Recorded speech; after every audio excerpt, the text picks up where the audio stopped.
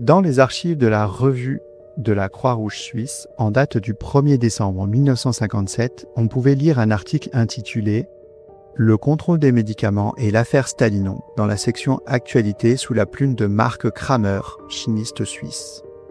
On connaît les faits.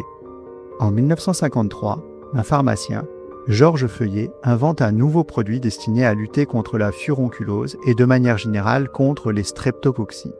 Ayant confié à un chimiste la fabrication de l'élément chimique, le diiodoéthylstanane, que, en dépit de la nomenclature chimique courante, on s'obstine à appeler diodoéthylétain, et à un façonnier celle de préparer les perles gélatineuses contenant le mélange de diodo et de vitamine S. Il remet des échantillons au médecin lieutenant-colonel Mougenot, professeur agrégé à l'école d'application du service de santé des armées et chef de clinique à l'hôpital d'Agen. Tout se passe bien. Le professeur Mougenot, connu pour être un des très bons cliniciens de l'heure présente, conclut son rapport. Ni intolérance, ni toxicité. Cette thérapeutique peut être utile. Sur le vu de ce rapport, Feuillet obtient facilement le visa de contrôle du médicament, l'autorisation de mise en vente. Plus exactement, il obtient l'extension à son produit de l'autorisation délivrée autrefois à la stanomaltine. Nous reviendrons sur cette question de l'extension. Le nouveau produit, baptisé Stalinon, est donc mis dans le commerce. Le Stalinon est un mélange de diodo, déjà cité, et de vitamine F, c'est-à-dire de l'acide linoléique, connu pour favoriser la réparation des accidents cutanés. Le nom est forgé de sta, pour stanum, soit étain, et linon, pour acide linoléique.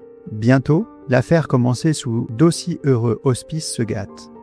Les rapports parviennent de tous les côtés, relatant des cas de mort curieux, suspects, inexplicables suivant la gestion du Stalinon. Citons en passant le cas de cette malheureuse mère qui ne s'est pas contentée d'en administrer à son fils aîné, âgé de 20 ans, qui souffrait de furonculose, mais aussi, par précaution, à 3 autres de ses enfants. Résultat, 4 morts.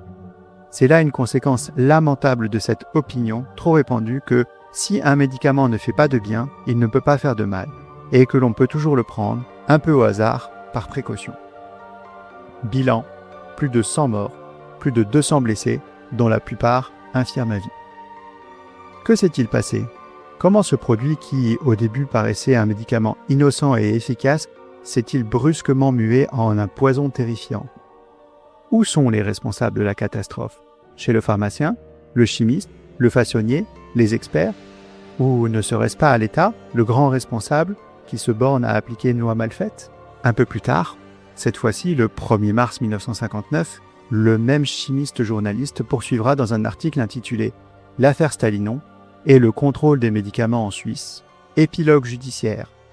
Feuillet est condamné à 4 ans de prison. Humainement parlant, si on peut bien nous permettre cette expression, ce n'est pas trop pour avoir tué 100 personnes, sans compter les blessés et les infirmes. Mais légalement, parlons-en. Feuillet est jugé avec indulgence. Il semble bien qu'il s'était en effet soumis à toutes les obligations de contrôle, avait soumis son produit à tous les examens que lui imposait la loi. Qu'était donc ce produit, le Stalinon ? Quelle était son histoire ? C'est le sujet passionnant de notre épisode du jour. Bonjour, bonsoir, vous écoutez Medicine City, le podcast de True Crime médical francophone. Nous explorons ensemble les recoins les plus sombres de la cité médicale humaine. Je suis Falsiparum. Et moi, je suis Bloody Nurse. Nous sommes mariés dans la vraie vie pour le meilleur et surtout pour le pire. Nous sommes de grands amateurs de podcasts. Nous avons décidé ensemble de nous lancer dans cette aventure. Je suis préleveuse de sang professionnelle, fan de transfusion et enquêtrice amateur. Et moi, je suis médecin professionnel et comme Bloody Nurse, également criminologue amateur. Alors, si vous souhaitez nous entendre vous raconter les crimes, les scandales ou encore les affaires les plus sordides de la médecine, vous êtes ici chez vous. Je vais de suite faire une mise en garde pour vous, chers auditeurs. Compte tenu des sujets abordés, nous ne recommandons pas l'écoute de ce podcast à un public non averti. Nous essayerons de vous prévenir des moments les plus difficiles, même si l'idée n'est pas de faire dans le sensationnalisme. Ou le partage de recettes funestes. Non, ça c'est sûr, c'est pas un blog de cuisine ici. Mais sur ce, Bloody Nurse, ne serait-il pas temps d'enfiler nos blouses, nos stétos et nous plonger dans l'univers aussi fascinant que sombre de la santé humaine et de ceux qui la pratiquent ? Allez, Falsiparum, allons-y. Mais juste avant, pensez à vous abonner à nos réseaux sociaux, nous laisser des likes et des commentaires. Oui, et sur ce, je crois qu'il est vraiment temps de passer les portes de la ville. C'est parti ! Salut à toi Blue Dinner, Squad 9, remise de podcast. Oui, très bien. Ça va très bien ce soir. On s'est bien remis de podcast. C'était assez fatigant, mais c'était super. On a découvert plein de podcasts dans lesquels on n'évolue pas du tout. Des sujets complètement hors de notre univers. On avait Avec Kinkez-vous bien. avec Kinkez-vous bien, tout à fait. On avait aussi Mimosa. À ne pas mettre dans toutes les oreilles, en particulier des plus jeunes. Mimosa qui est du théâtre d'improvisation. On avait le bestiaire des besties qui parle d'animaux. Très sympa, ouais. Très sympa. Qui d'autre Le Calvin Ball, Consortium. Calvin Ball, ouais. Ils sont complètement barrés. Ah oui, et les mystères mystérieux aussi, j'ai beaucoup aimé. C'était vraiment chouette. Donc on vous conseille d'aller découvrir tout ça. C'est du podcast français. En tout cas, ceux qui étaient là, c'était le cas. C'était vraiment chouette. J'avais l'impression de vivre une cousinade. C'était super. Vraiment une super ambiance. Et nous, on a traité un sujet qui sera disponible. Qui sera disponible bientôt sur notre fil, qui traitait d'excision et du premier cas de l'histoire d'un médecin condamné pour avoir réalisé une excision mortelle en Égypte. Un cas relativement récent puisque l'histoire se passe il y a une grosse dizaine d'années, quoi. 2013, ouais. Enfin, le cas de l'excision, c'était en 2013. Ouais, et la condamnation un peu plus tard. Donc, à peine hier, quoi. Bien plombé l'ambiance, mais j'ai l'impression que les gens étaient plutôt intéressés. On a de loin sorti le cas le plus lourd du podcast. Les autres étaient un peu plus légers, effectivement. Bon, et moi, après avoir parlé du talc morange en première saison, je souhaitais aborder un autre cas presque entièrement oublié. Je pense que tu devais pas le connaître des masses, celui-ci.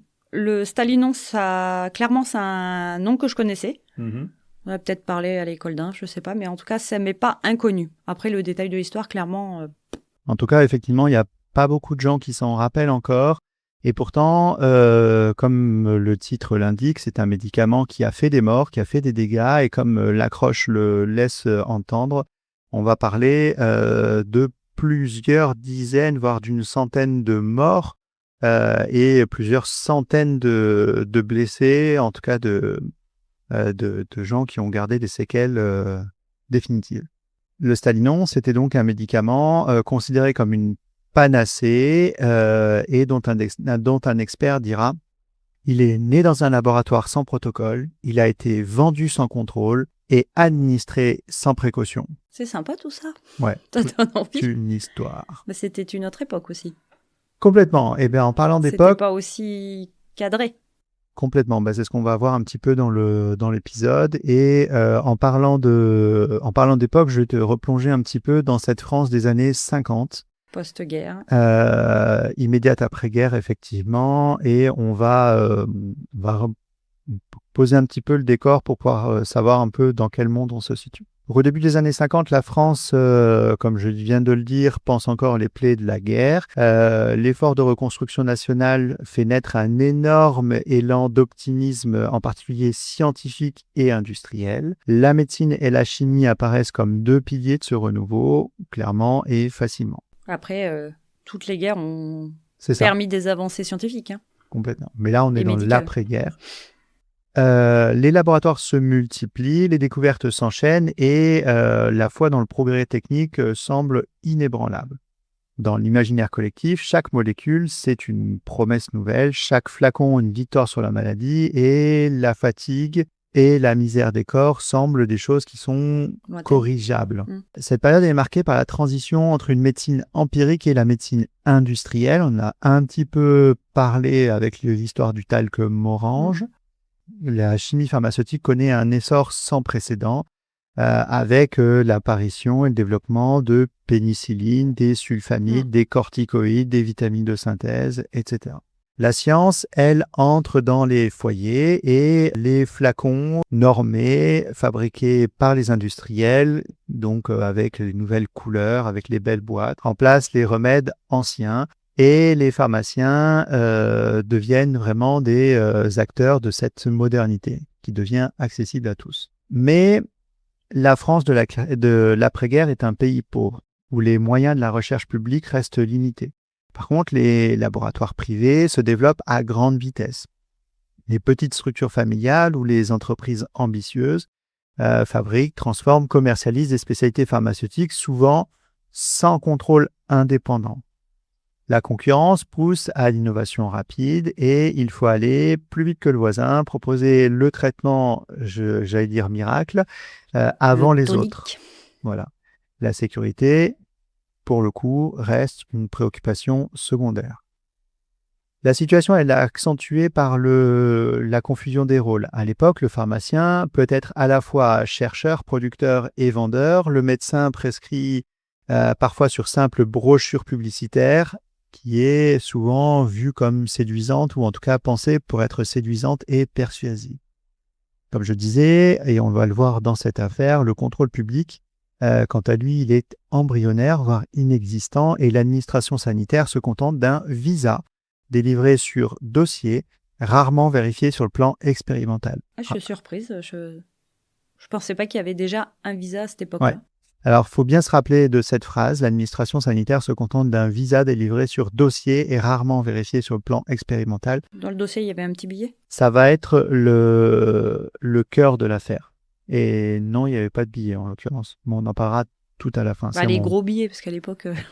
C'est un peu mon dernier chapitre du conducteur, mais tu verras que... Enfin, je reviens sur l'idée d'une fraude ou d'une manipulation de cette nature-là. L'industrie pharmaceutique française de 1953, date à laquelle on doit s'intéresser particulièrement ici, n'est pas encore un système, mais vraiment une mosaïque d'acteurs indépendants, souvent sincères, parfois téméraires et toujours livrés à eux-mêmes. Donc vraiment, on a sur cette mosaïque et cet éclatement la loi du 11 septembre 1941. Donc là, on revient dans le régime de Vichy, c'est une loi donc édictée par le régime de Vichy, avait introduit la notion d'autorisation préalable de mise sur le marché, qu'on appelle AMM. Mais cette procédure reste lettre morte. En pratique, les produits circulent librement, sans études toxicologiques, sans tests cliniques formalisés, sans garantie d'innocuité. Et le médicament repose sur la confiance et non sur la preuve. On est vraiment dans un autre univers c'est comme, par rapport à aujourd'hui. C'est l'image du western où tu vois la petite carriole avec le mec qui vient vendre son tonique, qui a fait ses soi-disant preuves. Les charlatans, tout ça, ouais. Le premier Coca-Cola, tu sais. Tout à fait. Les années 50 sont ainsi une période de foi presque religieuse dans la science où l'innovation se confond avec la vérité et c'est un monde où l'on croit encore qu'un bon chimiste peut sauver des vies avec un ballon de verre et un peu d'intuition, c'est exactement ce que tu viens de dire. Un monde où la publicité médicale promet la guérison universelle et un monde, enfin, où la notion même de risque pharmaceutique n'existe tout simplement pas encore. Dans cet environnement, qui est relativement euphorique au niveau industriel, et léger au niveau réglementaire, naît cette fameuse petite capsule qui contient la vitamine F et le médicament à base d'étain. Cette capsule s'appelle le Stalinon. Après, j'ai une autre question là du coup que ça me fait penser. Est-ce que c'était pas contrôlé de la même manière parce qu'en fait ils n'avaient pas tous les mêmes médicaments, c'était pas industrialisé, donc du coup la population n'avait pas un accès comme on a accès aujourd'hui aux médicaments. Tu vois ce que je veux dire? Non, le paracétamol n'était pas accessible. On va détailler un petit peu la manière de procéder, mais oui, clairement, il n'y avait pas d'universalité dans le contrôle et dans la distribution. Mais parce qu'en fait, il n'y avait pas de grosse C'était production, quoi. Industriel, mais pas autant industriel qu'aujourd'hui. Pas autant concentré qu'aujourd'hui. Donc le Stalinon, c'est cette petite capsule à base d'étain et de vitamine F qui naît donc dans cet esprit un petit peu et dans ce temps. Le Stalinon donc a un nom étrange formé dans un laboratoire modeste de région parisienne et son inventeur, dont on reparlera un peu plus tard, qui s'appelle Monsieur Feuillet, va le présenter comme une vitamine anti-staphylococcique qui est, je cite, simple, efficace et sans danger. Quelques mois plus tard, on verra que ce médicament qui était censé soigner les furoncles va provoquer donc des dégâts majeurs dans le public. Avant de vous parler un petit peu des acteurs de cette création-là, petit aparté, dans l'accroche, il y a l'évocation de traitements pour les streptococci. Donc ça, je pense que c'est une erreur de Mark Kramer, puisque dans tous les documents que j'ai pu lire et dans toutes les allégations que j'ai pu lire, la vertu était anti-staphylococcique. Ça n'a pas changé grand-chose pour la plupart des gens, mais un streptocoque n'est pas un staphylocoque. Et il avait, de toute façon, il n'agissait ni sur l'un ni sur l'autre, mais voilà, il avait qu'une vocation anti-staphylococcique et pas anti-streptococcique, comme disait Kramer dans son article pour la Croix-Rouge suisse. Donc, vous ayant fait cette parenthèse-là, qui est purement sémantique et médicale et qui a vocation à plutôt me satisfaire moi, je vais vous parler des acteurs principaux de ce drame-là. Eux sont pas forcément des escrocs, sont pas forcément des criminels, mais vous allez voir qu'ils sont des chercheurs qui se voulaient sincères et qui ont été sans doute un petit peu emportés par leur enthousiasme et qui n'ont pas du tout été freinés par le système qui n'avait pas de garde-fou. En particulier, il y a deux figures qui se font face dans l'affaire Stalinon. Il y a Georges Feuillet, qui est un pharmacien, et Georges Kourilski, qui est un chimiste. Donc ensemble, c'est ensemble qu'ils vont concevoir ce médicament. Et en fait, Feuillet, c'est lui qui va avoir l'idée. Feuillet est un pharmacien parisien, comme il en existe beaucoup dans les années 50, qui est passionné par la recherche et qui est convaincu qu'il peut transformer sa pharmacie en laboratoire de production de médicaments. Donc il en fait vraiment une science expérimentale. Son officinale est modeste, mais il a en arrière-boutique, j'allais dire, un laboratoire, et il passe plus de temps à mélanger, distiller, recomposer qu'à faire de la vente de médicaments. Son idée de départ, elle est encore une fois très simple et très sincère. Il veut trouver un traitement contre les furonculoses récidivantes. Les furonculoses récidivantes, alors, petite aparté, un furoncle, c'est une infection cutanée qui prend la forme d'une folliculite bactérienne profonde, c'est-à-dire qu'en fait, il y a une infection d'un follicule pilosébacé, c'est la racine du poil, si tu veux, et le follicule pilosébacé, donc cette poche qui contient la racine du poil et la glande sébacée, est le siège d'un développement de bactéries, en particulier de staphylocoques. Et la furonculose, c'est un furoncle, c'est la lésion remplie de pus qui survient quand il y a cette infection. La furonculose, c'est quand il y a plusieurs de ces furoncles qui se font. Donc en gros, une infection cutanée en lien avec des staphylocoques sur la racine des poils. Il faut savoir que ces furonculoses, donc qui sont des infections bactériennes, sont assez souvent résistantes aux sulfamides, qui sont une des deux grandes familles d'antibiotiques qui existent à l'époque. Et la pénicilline, qui est encore rare et coûteuse, ne suffit pas toujours, ne marche pas toujours. Donc, il y a vraiment une demande pour gérer ces infections cutanées, qui en plus sont fréquentes. Et donc, Feuillet croit en une approche vitaminée, littéralement. Donc, il va essayer de trouver une vitamine ou quelque chose qui va combiner chimie et biologie pour essayer de gérer le problème. Il faut savoir que la formule qu'il va proposer va associer deux éléments, un dérivé de l'étain, qui est supposé jouer un rôle antiseptique et stimulant du mécanisme cellulaire, et l'acide linoléique, qui est connu sous le nom de vitamine F et qui est censé favoriser la régénération cutanée et la cicatrisation. L'idée paraît intéressante et dans l'esprit de Feuillet, donc l'étain présent à l'état de trace dans l'organisme pourrait renforcer la résistance naturelle du corps aux bactéries, mais il n'existe rien dans la littérature de l'époque et rien, ni pour ni contre, ne vient contredire cette hypothèse. C'est un sentiment quoi qu'il a. Ouais, c'est un sentiment. Et en fait, il va pas se tromper beaucoup, puisqu'il y a un métal qui joue ce rôle-là, qui est le zinc, mais en fait, c'est pas le bon métal. Seulement, Feuillet, il a l'idée, mais il n'est pas chimiste. Lui, il va maîtriser ce qu'on appelle les galéniques, c'est-à-dire les formes avec lesquelles on fabrique les médicaments et on administre les médicaments, mais il maîtrise pas du tout les réactions organomécaniques. Donc, pour donner corps à sa formule, il a besoin d'un scientifique réputé avec un savoir-faire expérimental. C'est là où entre en jeu le docteur Georges Kourilski. Donc, Georges Kourilski, lui, il est purement chimiste organicien. C'est un homme de science formé à la chimie organique et il appartient à une génération fascinée par ce qui était appelé les métaux vivants. à savoir le cuivre, l'arsenic, le mercure, l'étain. Tous des bons trucs pour le corps, quoi. Ouais, et c'est des métaux qui sont utilisés depuis plusieurs siècles avec des vertus thérapeutiques supposées. Il y a beaucoup de mythologie autour de ces métaux-là. Oui, les femmes utilisaient beaucoup l'arsenic et le mercure dans les maquillages. Oui, À une mais certaine époque, il y a eu aussi tous les métaux Ouais. lourds avec de belles intoxications. Voilà.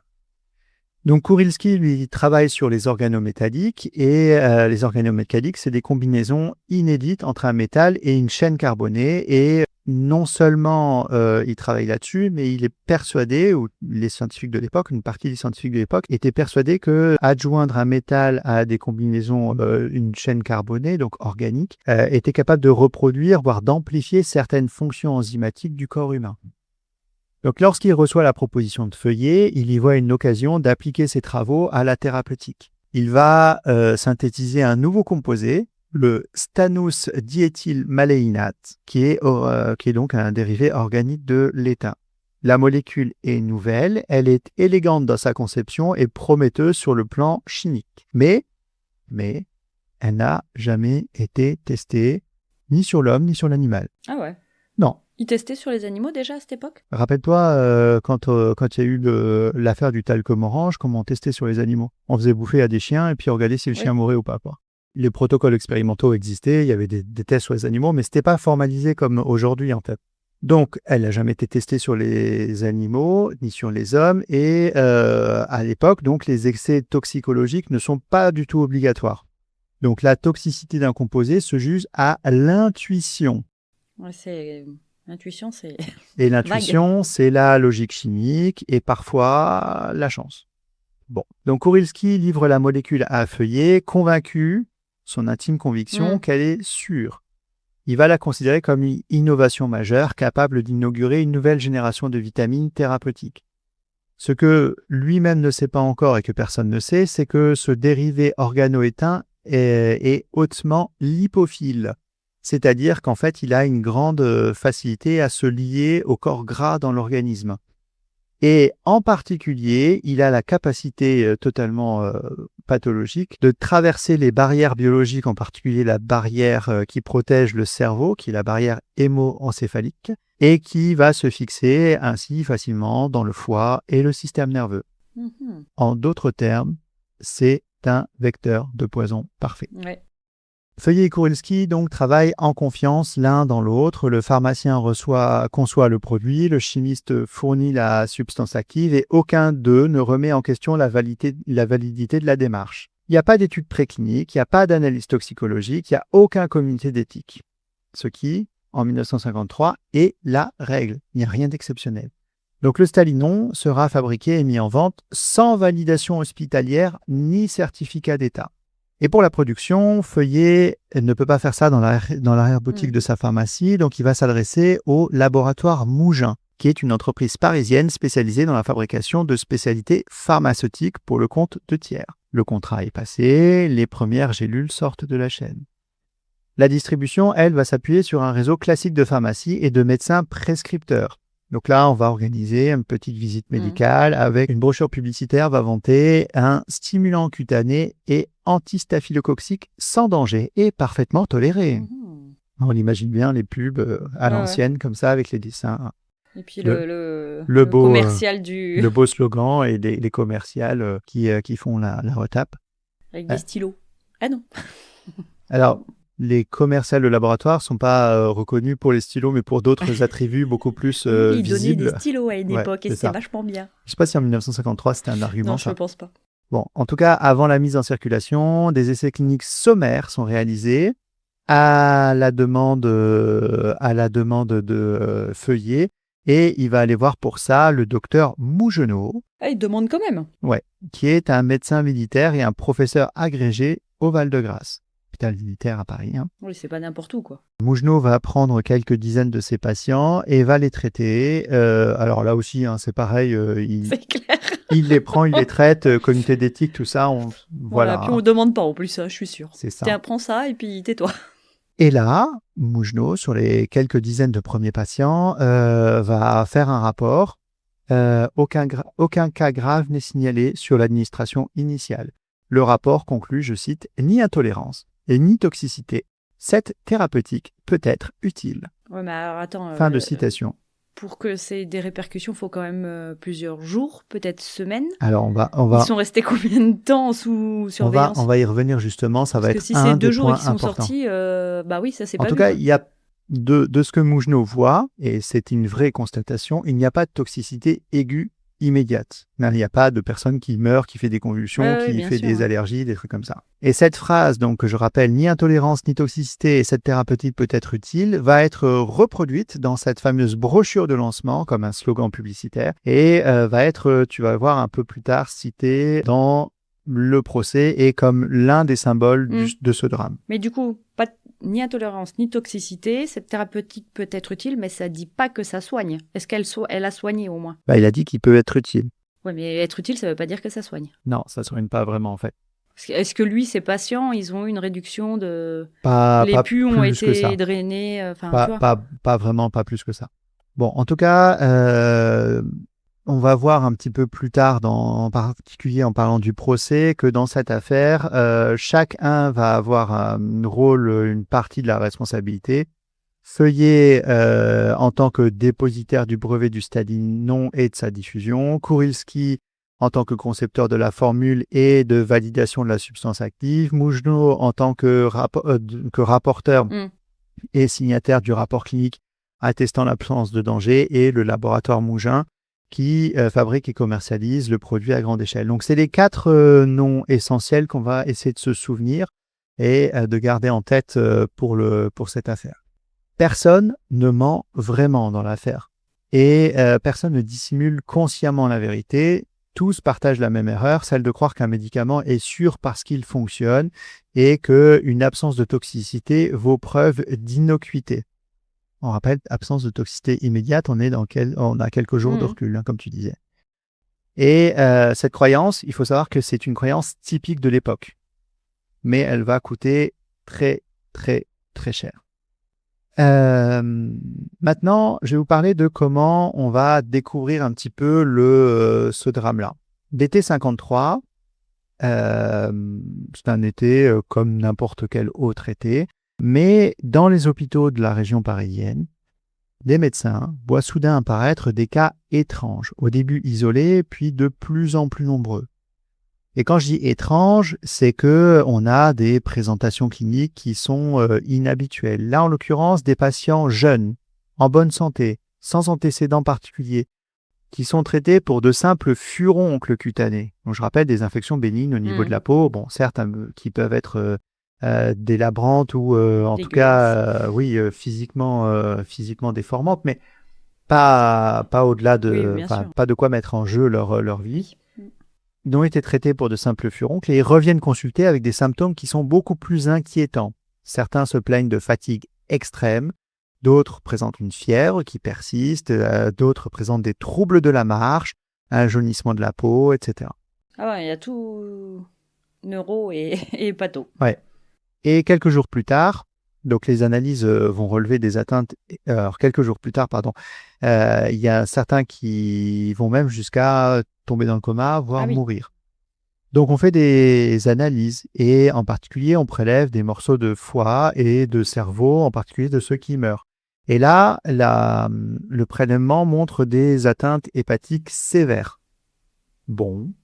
Donc, dans les services hospitaliers, au milieu de l'été 53, on se dit, tiens, il y a quelque chose qui est en train de se passer. Il y a une inquiétude qui commence à monter. Le cas, en plus, ressemble à rien de connu. Les médecins écartant tour à tour les hypothèses habituelles, des infections virales connues, des réactions allergiques, des intoxications alimentaires, etc. Mais rien ne colle. Là, comme ça, avec plusieurs cas, ça pourrait faire penser à une intoxication de l'eau, des choses comme ça. C'est ça. C'est une des premières choses à laquelle on penserait, quoi. Justement, c'est comme commence à faire un petit peu le point sur ce que les gens ont fait, ont pris, etc. Et il y a un détail qui retient l'attention, en particulier d'un clinicien à l'hôpital Bégin. Plusieurs patients ont eu recours au même traitement prescrit, un médicament qui est encore pas très très connu, pas très très diffusé, qui s'appelle le Stalinon. Et la coïncidence intrigue et très vite, dans d'autres hôpitaux de grandes villes, à Lyon, à Bordeaux, à Lille, on constate des séries de patients qui présentent les mêmes symptômes et a priori, après avoir été exposés au stalinon, non présenté comme sagitamine antistaphylococcique. Donc, les premières alertes officielles vont venir du service de santé des armées, dont plusieurs patients sont touchés, en particulier au Val-de-Grâce, dans le service du professeur Mougenot, le même qui avait validé le traitement quelques mois plus tôt, parce que certains, même de ses propres malades qui ont été traités dans les premiers, sont victimes de la préparation qu'il a recommandée. Ah bon? Donc lui, Mougenot, va signaler l'anomalie à sa hiérarchie et à l'état-major en fait. Sauf qu'en fait, à l'époque, la France ne dispose d'aucun système de pharmacovigilance centralisé. Il n'y a pas de réseau structuré pour collecter les effets indésirables, ni d'organisme chargé de les vérifier, de les analyser, de les répercuter. Donc les informations circulent lentement. Et à l'époque, ça circule par lettres. Circule difficilement même par téléphone, parce que je rappelle qu'on est dans la France 8 ans après la fin de la Deuxième Guerre mondiale. Le circuit des communications, il est quand même beaucoup plus lent qu'aujourd'hui. C'est pour ça que je suis surprise aussi quand tu dis Lyon, bon Lille c'est plus proche de Paris, mais des villes un peu éloignées comme ça de Paris, Ouais, mais là, je suis surprise du coup, c'était livré en train en fait. Oui, non mais c'est pas ça. Là, juste livrer une caisse de médicaments à un général, réseau de pharmacie à Lyon... J'imaginais ça dans ta zone et puis après ça s'étendait si c'était efficace. Je te rappelle le cas qu'on avait traité sur Norbert Bartosek qui avait fait le tour de l'Europe et un coup il était à Lyon, le surlendemain il était en Espagne. Oui. Et là pour le coup le réseau des trains et la circulation des biens et des personnes ça pouvait rouler. Donc là les médecins qui se connaissent un petit peu commencent à se signaler les uns et les autres, ils s'envoient des lettres, etc. pour dire tiens est-ce que tu n'aurais pas connaissance de tel cas. Donc on est plutôt sur un bouche à oreille médical et non sur un circuit officiel. Donc il faut quand même plusieurs semaines pour que la direction de la santé publique soit informée réellement et officiellement des premiers décès suspects. Et pendant ce temps, les pharmacies continuent à écouler et à vendre le stalinon. Les médecins de terrain, eux, sont mal informés et ne sont pas informés du tout en pratique et continuent les prescriptions. Et le nombre de victimes augmente. L'absence de coordination entre les autorités sanitaires, entre les laboratoires et les médecins, va plonger le système dans la confusion. Le ministère de Santé n'a pas de structure technique capable d'évaluer un médicament, ni d'en ordonner le retrait immédiat. Ils sont incapables. Les laboratoires Mougin, qui sont fabricants du produit, vont nier toute responsabilité. Donc, ça ne va pas aider à sortir le produit du marché. Feuillet, le pharmacien inventeur, va refuser d'admettre que sa formule puisse être en cause. Et pour cause, il y croit, c'est son intime conviction, ça marche.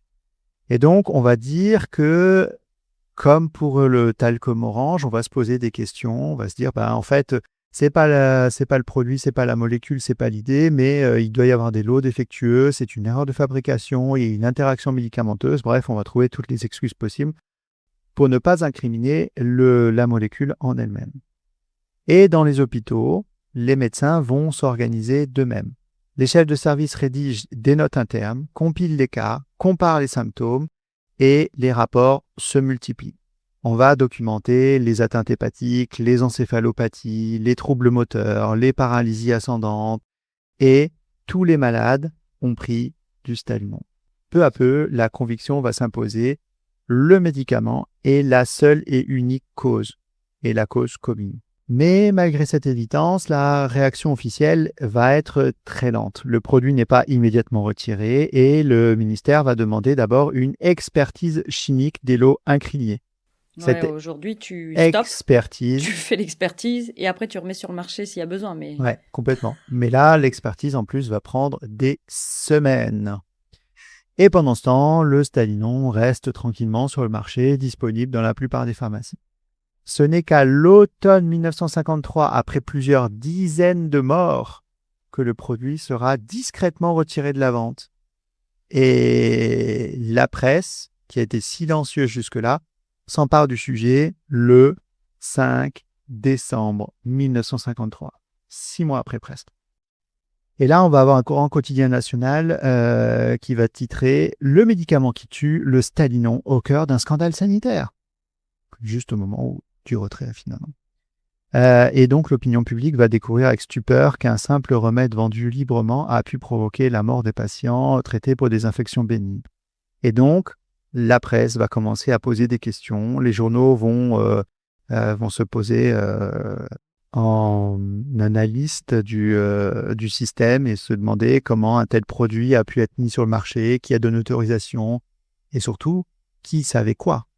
En quelques semaines, le Stalinon devient donc un symbole de la faillite du système, en particulier sanitaire et pharmaceutique français. Et les médecins, en tout cas un certain nombre d'entre eux, vont s'interroger sur leurs propres responsabilités.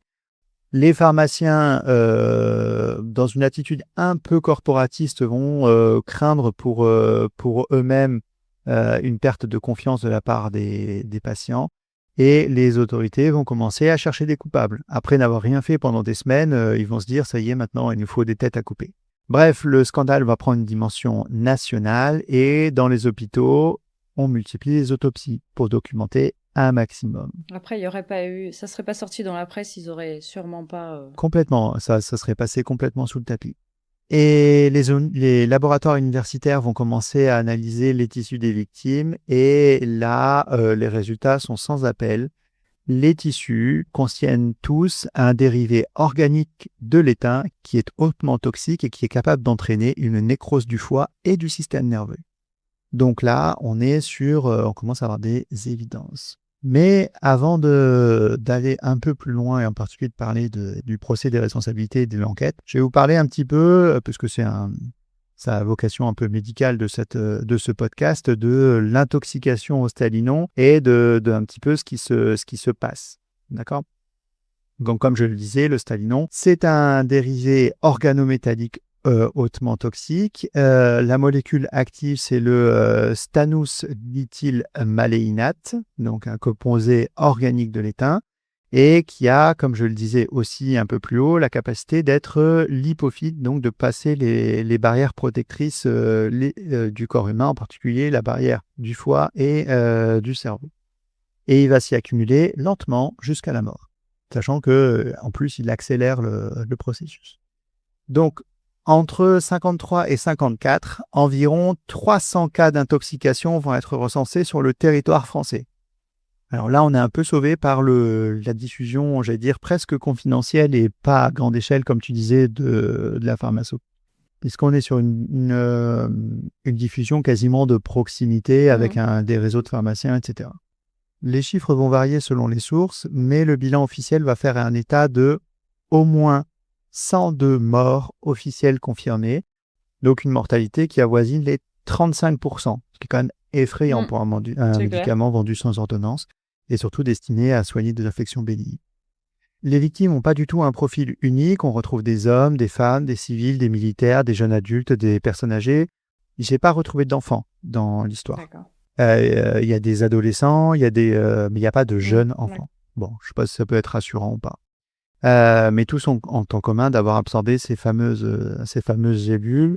Après, les enfants, ils n'ont pas eu la puberté et au niveau des poils, tout ça, c'est pas... Peut-être aussi. Les cas vont se concentrer dans les grandes villes, donc comme je disais, Paris, Lyon, Bordeaux, Marseille, Lille. On a des cas un peu partout. Au niveau physio et physiopathologie, ce qu'il faut comprendre, c'est que le stannous diéthylmaléinate, qui correspond donc aux organostanniques, est un atome d'étain lié à des chaînes carbonées. Là, je ne veux pas vous en faire une description précise, mais globalement, il faut retenir que les organostanniques, c'est une vieille famille assez fascinante qui est découverte par les contemporains de Lavoisier, qui a été utilisée par Lavoisier lui-même, justement depuis un petit moment. Ce qui passionne Falciparum ne passionne pas tout le monde. Ce qui est important à comprendre dans cette famille de molécules-là, c'est que la partie, la chaîne organique, la chaîne carbonée qui est associée à l'atome d'étain, va donc aider la molécule à se fixer au tissu graisseux et à passer les barrières, en particulier la barrière hémato-encéphalique. Et ça modifie complètement le profil de toxicité de l'étain, qui, en fait, quand il est inorganique, donc c'est-à-dire l'étain en tant que ion éteint, en fait, en tant que métal éteint, est très très très mal absorbé par l'organisme et en fait rapidement éliminé. Mais quand il est associé à une molécule organique, en fait, il entre dans les cellules et c'est là où en fait il s'accumule. D'accord? Sinon, on accumule très très peu d'étain. Ça ne fait pas partie des métaux lourds qu'on accumule assez facilement. Et donc, il va s'accumuler préférentiellement dans les tissus qui sont riches en lipides, comme je le disais, le foie, le cerveau et la moelle épinière. Une fois dans l'organisme, la molécule va agir comme un inhibiteur enzymatique puissant. Elle va bloquer plusieurs enzymes hépatiques essentielles et notamment beaucoup de molécules de la famille des cytochromes P450. C'est un nom qui va parler à tous ceux qui ont fait un petit peu de pharmacologie, pharmaceutique, médecine, etc. Pour rappel, les cytochromes P450, c'est les métalloenzymes qui comprennent de très très nombreux membres et qui sont responsables du métabolisme oxydatif de très très nombreuses molécules d'origine endogène, comme les hormones, stéroïdes, les acides gras, les vitamines, mais aussi exogènes, en particulier les polluants, les toxiques, les médicaments, etc.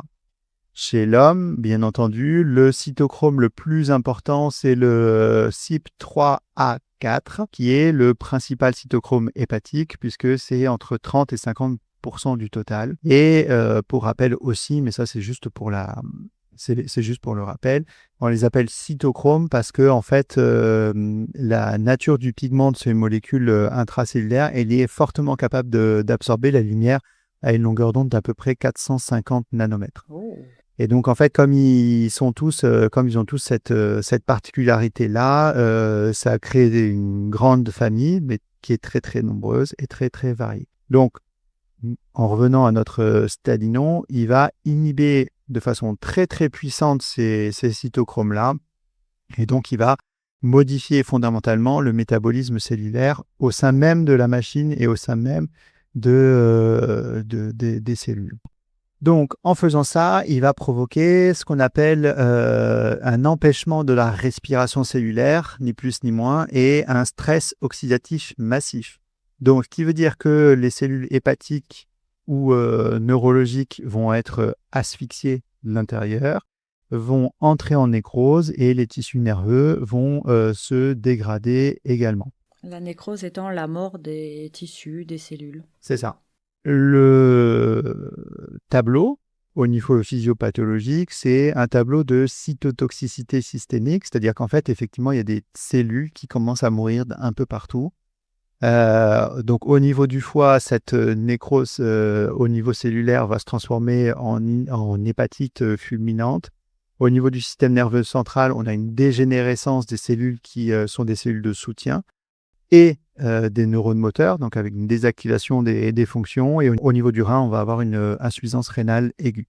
C'est pour ça qu'en fait, on a autant d'analyses post-mortem qui peuvent être retrouvées parce qu'on a vraiment des dégâts cellulaires bien visibles.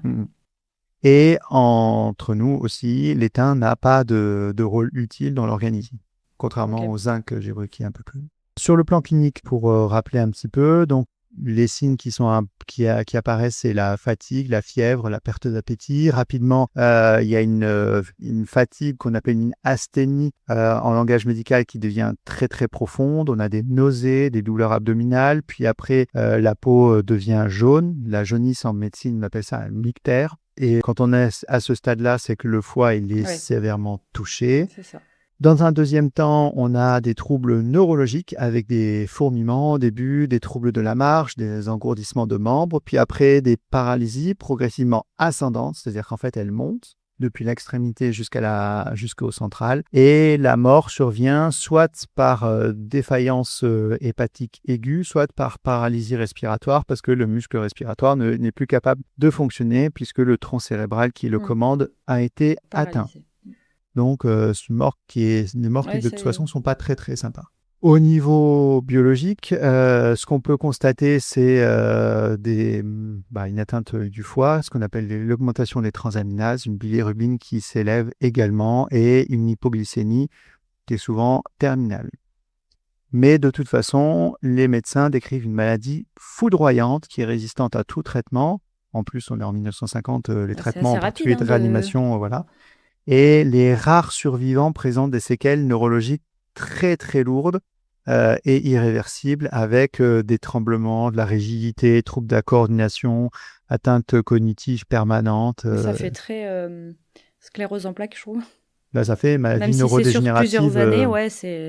ça fait maladie neurodégénérative, ouais. Ouais, c'est ça. Et encore une fois, c'est des choses qu'on ne voit pas forcément avec l'étain inorganique, donc l'étain métallique, mais vraiment, c'est la particularité de ces organos tanniques qui sont capables d'entrer au cœur des cellules. On va revenir maintenant un petit peu, on va sortir un petit peu de la médecine, on va revenir à l'enquête et on va rechercher un petit peu, enfin, on va essayer de regarder comment ça s'est passé. Donc, les preuves s'accumulent.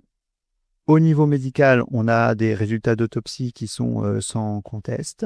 Et là, on va essayer le ministère va commencer à mettre en place une enquête médico-légale d'une ampleur inédite pour la France de l'époque, parce qu'on va vraiment sortir du parisianisme, on va aller voir un petit peu ce qui se fait ailleurs. Et ce qui permet en janvier 1954 de voir le parquet de la Seine à l'époque qui va ouvrir une information judiciaire pour homicide et blessures involontaires. Il faut savoir qu'à l'époque, aucune structure spécialisée n'existe pour traiter ce type d'affaires, donc c'est la justice ordinaire qui va s'en occuper. Et elle va devoir s'en occuper sur un terrain qu'elle connaît très mal, qu'elle ne maîtrise pas, Ouais, c'est un terrain complètement. scientifique et en particulier la toxicologie. L'enquête, elle va être lente, fragmentée, mais vraiment, ils vont faire une enquête sérieuse. Ils vont recueillir tous les éléments cliniques qui ont été collectés par les médecins qui ont cherché, alors qu'ils voyaient très bien que les alertes ne fonctionnaient pas. Ils ont compilé les données, donc ils vont récupérer les données qui ont été compilées. Tu comprends que ça a été long parce qu'en fait, il n'y a pas Internet et Bah oui, c'est tu ça. t'envoies un mail avec les résultats de l'autopsie, quoi. On est vraiment sur, à Ah ouais, l'époque là, il du faut aller sur papier, place, il faut aller voilà, c'est chercher. ça. Ou c'est par courrier, c'est plus long, du coup. Et donc, les médecins, les services ont mis de côté des échantillons de sang, de cellules. Il y a également des gélules, des gens qui sont venus avec leur traitement, qui ont conservé les gélules. Donc, il y avait déjà pas mal de choses qui ont été collectées. J'allais dire, en off, la justice va compléter ça et va confier au laboratoire de toxicologie de la préfecture de police des analyses. Pour le coup, chimie. Les laboratoires de toxicologie de la préfecture de police vont confirmer la présence du composé organique d'étain dans tous les lots, absolument tous les lots, que ce soit Il n'y a pas d'exception, quoi. que ce soit les gélules qui ont été prises, dans les prélèvements biologiques, dans les prélèvements autopsiques, etc. Dans tous les lots, il y a le composé organique d'étain et cette fameuse molécule, le stannous diéthylmaléinate. La justice va aussi considérer qu'il n'y a aucune indication thérapeutique connue et aucune donnée de tolérance qui est documentée. Donc, le scandale va prendre petit à petit de l'ampleur. Les enquêteurs vont remonter la chaîne de production, vont tomber sur le pharmacien Georges Feuillet, qui est l'inventeur du médicament, sur les laboratoires Mougin qui le fabriquent, sur Kurilski, le chimiste concepteur de la molécule, et ils vont faire des perquisitions classiques chez les uns, les autres, dans les bureaux, dans les laboratoires, etc. Chez Feuillet, on va découvrir des cahiers de notes, des formules manuscrites et des correspondances avec Kurilski. Chez Mougin, l'entreprise, on va découvrir des registres de production, des bons de livraison et surtout des lots de stalinon non conformes à la formule initiale. C'est-à-dire qu'en fait, ils vont découvrir que par rapport à ce qui a été commandé, par rapport à ce qui a été fait, je t'en parlerai un peu plus tard, il y a certains lots en sortie de chaîne de production qui correspondent pas du tout. Mais parce qu'ils n'avaient pas les éléments pour le réaliser, enfin Alors, j'ai pas trouvé les composer ou j'ai pas trouvé exactement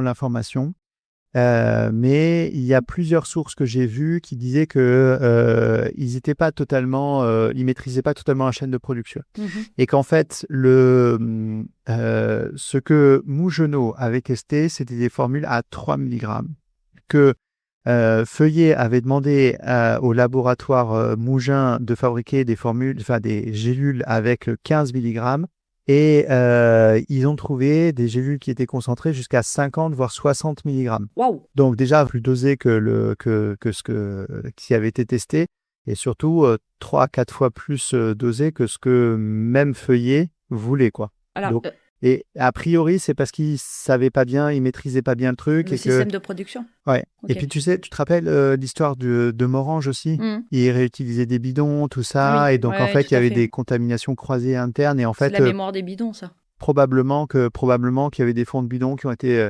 Ouais. utilisés, etc. Donc il y a... J'ai- Et je rappelle qu'à l'époque, on est en amont de Morange. Ouais. Donc la surveillance et le processus qualité des laboratoires pharmaceutiques n'est pas du tout Oui, mis en oui, tout à place. fait. Ça sera beaucoup plus tard et avec Morange pour le coup. J'ai 2 questions qui me viennent. Du Ouais. coup, petit 1, est-ce que Feuillet était au courant qu'il y avait ce lot qui ne correspondait pas à sa formule originale? Non. Et la deuxième question, c'est est-ce qu'ils ont commercialisé ces lots-là? Oui. Ou est-ce qu'ils les ont mis de côté en se disant, Non. oh bah non, quand même, ça fait un peu gros. Non, parce qu'en fait, comme je te disais, il n'y a pas de contrôle qualité. Oui, mais peut-être qu'eux-mêmes, ils se sont dit, bah quand même, 3 grammes, Non, mais en fait, 50. ils ne contrôlaient pas du tout. Ah oui, d'accord, ok. C'est ce qu'ils mettaient sur le marché. Ils étaient persuadés que c'était les C'est bons. après Ouais. qu'ils ont vu. Ok. Alors, on reparlera tout à l'heure de est-ce qu'il y a eu fraude ou pas, est-ce qu'il y a eu vraiment manipulation du système ou pas. Mais a priori, c'est juste que On part pas sur de la mauvaise foi. c'était un peu des branquignoles et qu'ils ont fait un peu n'importe quoi. Et surtout qu'ils n'ont pas contrôlé du tout. Donc, Ah, mais ce qui nous paraît logique aujourd'hui ne l'était pas à l'époque, quoi. Donc les enquêteurs vont découvrir qu'il y a plusieurs versions du produit qui ont circulé, que les échantillons donc fournis à Mougenot pour les essais cliniques ne sont pas du tout identiques à ceux vendus dans le commerce, et que en fonction des lots, il y a aussi des lots qui présentent de l'instabilité, c'est-à-dire des molécules qui ne sont pas du tout raffinées correctement et qui se détruisent, qui ne sont pas stables, quoi. Ils en déduisent très vite que les tests menés avant la commercialisation n'avaient aucune valeur prédictive. Et que, en fait, le produit réellement mis sur le marché, il n'a jamais été testé. En plus de ça, pour accélérer la mise sur le marché, Feuillet, il a utilisé une vieille autorisation d'un produit arrêté et qui s'appelait à l'époque la stanomaltine. Et en fait, il a, pour le coup, un petit peu grugé le système en se disant je vais utiliser ça, je vais dire que j'ai pas changé la formule, je récupère le nom, j'ai juste changé, enfin, je récupère l'autorisation de mise sur le marché, je dis juste que j'ai changé le nom, mais en fait, il a non seulement changé le nom, mais la formule. Et la formule, ouais. Et en fait, il a juste récupéré le papier, quoi. Donc, c'était un peu... Là, c'est de la magouille complète, quoi. Là, c'est un petit peu de la magouille. Bref, Feuillet va être entendu par le juge et il va se défendre avec calme. Il dit avoir agi en toute bonne foi. Il s'appuie sur les conclusions favorables du docteur Mougenot et sur les analyses de son chimiste, le docteur Kurilski. Kurilski m'a annoncé qu'il avait fabriqué la bonne molécule. Mougenot a testé, pas de souci, j'ai rien à me reprocher, mon idée est géniale. Il reconnaît n'avoir procédé à aucun test toxicologique, mais il va souligner qu'aucune loi ne l'y obligeait. Selon lui, le produit a été validé par un médecin militaire et donc fabriqué par un laboratoire agréé. Il ne voit pas du tout où est-ce qu'il a commis une faute. Kurilski va être à son tour entendu. Il va expliquer qu'il n'est pas un industriel, mais un scientifique. Il admet avoir synthétisé le composé à la demande de Feuillet sur la base d'hypothèses théoriques. Mais il va affirmer ne pas avoir été consulté sur la formulation finale. Il précise que les organeaux éteints étaient alors considérés comme potentiellement thérapeutiques et que rien n'indiquait leur toxicité aiguë. Ouais. Là aussi, petit fut en avant, classique, bon voilà. C'est pas ma faute, c'est l'autre. Le docteur Mougenot, lui, va être aussi interrogé sur ses essais cliniques et il va confirmer avoir testé le produit sur quelques dizaines de volontaires sans observer de réaction inquiétante. Les experts lui demandent s'il avait eu connaissance d'une différence entre les lots d'essais et les lots commerciaux. Il va répondre par la négative. Et c'est là où je te reprécise qu'effectivement, dans les lots qu'il a testés, lui, les gélules contenaient 3 mg de principe actif, là où les lots commercialisés en contenait en moyenne 50 et que la version commercialisée était supposée en contenir 15 par gélule. Donc on passe de tout à rien, quoi. Et en fait, petit à petit, le juge va se rendre compte que on est dans un système où chacun agit isolément, sans contrôle, sans coordination, sans qu'aucune autorité publique ne supervise le processus. Bref, c'est la foire. Et puis ils s'auto-contrôlent pas eux-mêmes, quoi, en Ouais. plus. Donc le juge est en train de construire une idée comme quoi c'est pas une conspiration, c'est juste un enchaînement d'imprudence qui est rendu possible par le vide réglementaire. Et donc, à mesure que l'enquête avance, il y a d'autres anomalies qui apparaissent. Les dossiers techniques fournis par Feuillet sont incomplets, certaines fiches de fabrication sont introuvables, les analyses de stabilité chimique n'ont jamais été réalisées, les correspondances internes entre les laboratoires laissent planer des doutes sur la rigueur du contrôle qualité. Bon, ça, je te disais, on est sur l'ère avant contrôle qualité. Et les rapports d'expertise initiaux ont disparu. Notamment ceux qui ont précédé la mise sur le marché. Ils ont opportunément disparu quand la justice a commencé à les chercher. Et l'un des experts judiciaires qui va être interrogé dans la presse et qui va s'épancher un petit peu, va résumer la situation par la phrase qui est devenue célèbre, que je citais en exergue. Le Stalinon est né dans un laboratoire sans protocole, il a été vendu sans contrôle et il a été administré sans précaution. Donc, malgré ces lacunes, les magistrats réunissent peu à peu suffisamment de preuves pour renvoyer les principaux acteurs devant le tribunal correctionnel de la Seine. Et le dossier comporte plusieurs centaines de pages, avec notamment des analyses chimiques, des rapports d'autopsie, des notes internes, de la publicité, les témoignages des médecins et des familles de victimes.